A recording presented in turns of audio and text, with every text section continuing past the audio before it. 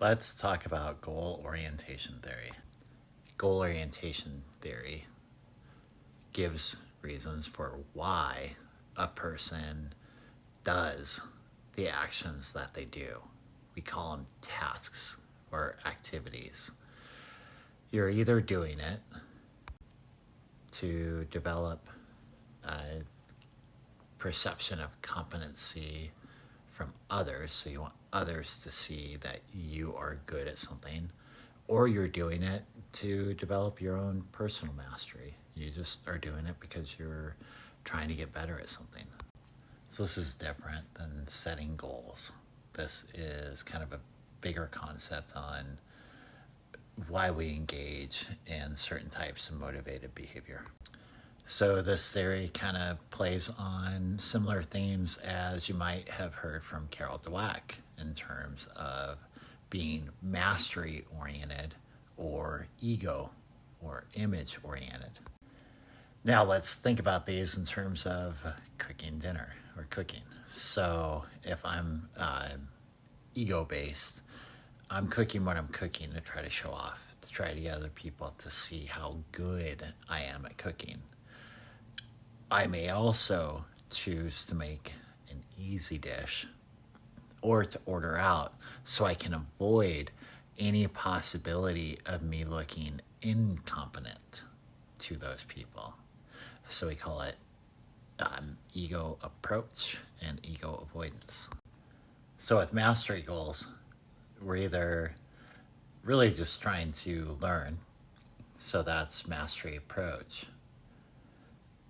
or we're trying to not miss some standard we have for ourselves personally. It's really, we're avoidant because we're avoiding how we're going to potentially negatively self-evaluate. So that'd be mastery avoidance. So here's why this is important to know as a performance psychologist. It will help me better understand why you are engaging the way you are within your learning area or your performance area, your work, sport, whatever it is. First off, the way you will explain past failures will tend to be based upon either ability or effort. The more you are ego focused or performance focused as opposed to mastery focused, the more that attribution is going to be on ability, some sort of naturally given condition, versus effort. How you experience the affect that you get from your task, from whatever it is you're doing, that's largely based upon whether you're really performance-based or mastery-based.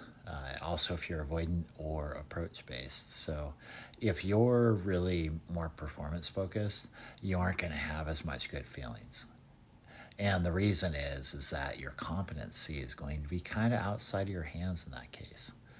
And that's not a good thing to give control away for. Now, some other benefits. The more mastery you are, the better your problem solving is going to be. The more solid your cognition pattern is going to work. You're going to be able to be more creative in your problem solving.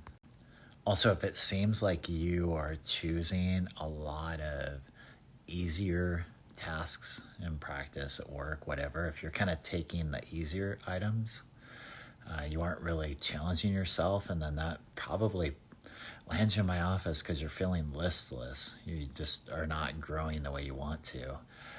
In that case, it's probably because you're so performance focused, you're so outcome focused, and how that means to others, that you aren't really doing it for love anymore. And so we have to find our way back into love of the activity. It's not that one is better than the other. It just helps me understand behavior better by knowing this theory. And then I can help understand why people are having issues. If you lead people, this is probably important theory to understand, especially since we know that if you create a unsafe environment that's competitive, you're going to generate a lot of employees who are going to be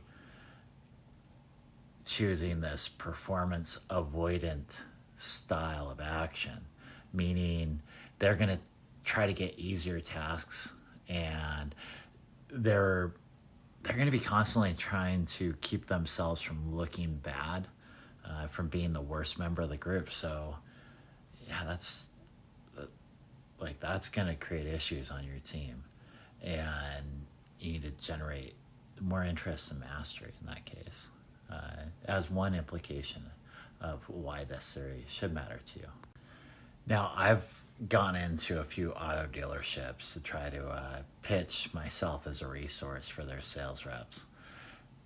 The replies I got were pretty telling. And I would say that's an environment where it's probably riddled with a lot of avoidant behaviors.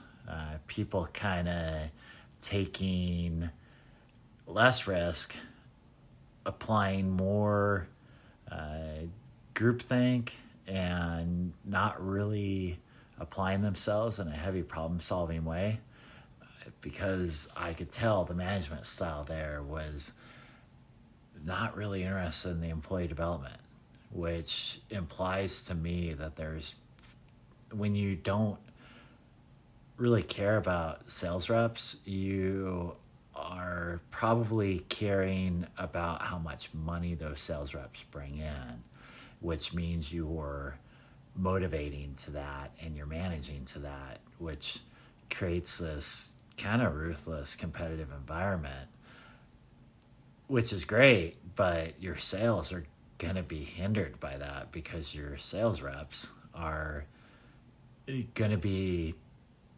self-handicapping and taking on less challenge intentionally. That's probably not, you probably can't write a business case for doing that. So anyway, I hope this, mid-dive helped you out.